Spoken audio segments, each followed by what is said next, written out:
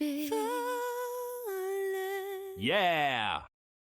Cube World, c'est un jeu dont l'alpha est paru en 2013 mais qui a eu un tel succès que son créateur n'a pas su suivre. Il a donc préféré annuler le jeu. Au final, 6 ans plus tard, il revient avec son jeu plus beau, plus complet et bien plus compliqué. C'est pour ça qu'on est là. On va découvrir comment commencer le jeu en moins de 5 minutes.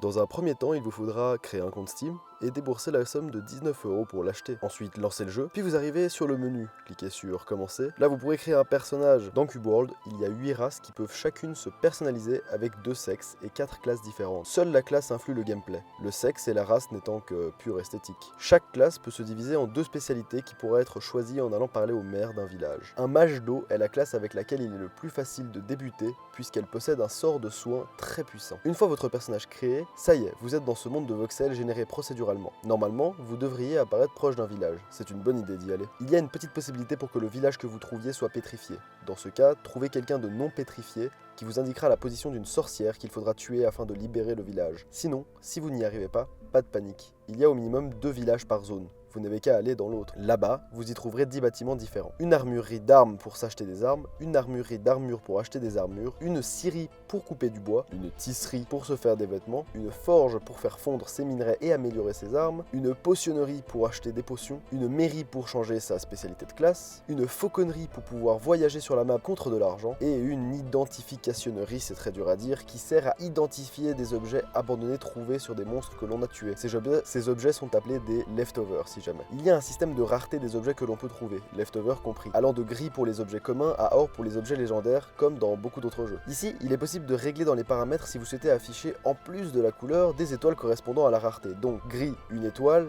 bleu clair 2 étoiles, bleu foncé 3 étoiles, violet 4 étoiles et or 5 étoiles légendaires donc. Dans cette nouvelle version de Cube World, il est important de savoir que le monde se divise maintenant en zones et que tous les objets sont spécifiques à leur zone. Dans les autres zones, les objets deviennent des objets gris et donc très faibles. Les seuls objets à ne pas être affectés par le changement de zone sont les artefacts, les animaux et les objets dont leur nom se termine par le symbole plus. Pour bien débuter, il est donc important de se rendre dans le village et de parler à tous les villageois puisqu'en effet, certains vous donneront des indices quant à la présence d'objets dans votre zone. Il y a 6 objets spéciaux à récupérer en plus de beaucoup d'armes. Un deltaplane qui permet de planer tant que vous avez de l'endurance, un bateau pour naviguer sur les flots, une flûte magique qui s'utilise auprès d'une statue de perroquet avec une maison volante au-dessus, qui, quand vous soufflez dedans, appellera des petits osios animés en 2 frames pour vous amener jusqu'à la maison volante, une harpe qui, avec son son magique, vous permettra d'ouvrir des portes jusqu'alors fermées, une cloche qui vous permettra de passer à travers des grilles qui bloquaient l'accès à certaines pièces d'un donjon, et finalement un lasso qui vous permettra de monter sur votre monture. Les montures justement, il y a une myriade d'animaux que vous pouvez dompter, chacun avec une nourriture différente. Je vous laisse aller voir sur le wiki pour savoir quel animal se dompte avec quelle nourriture, puisqu'il y en a beaucoup. Les artefacts, on en a parlé, ne sont pas affectés par le changement de zone, mais à quoi servent-ils? Ils servent tout simplement à augmenter votre niveau et donc vos stats.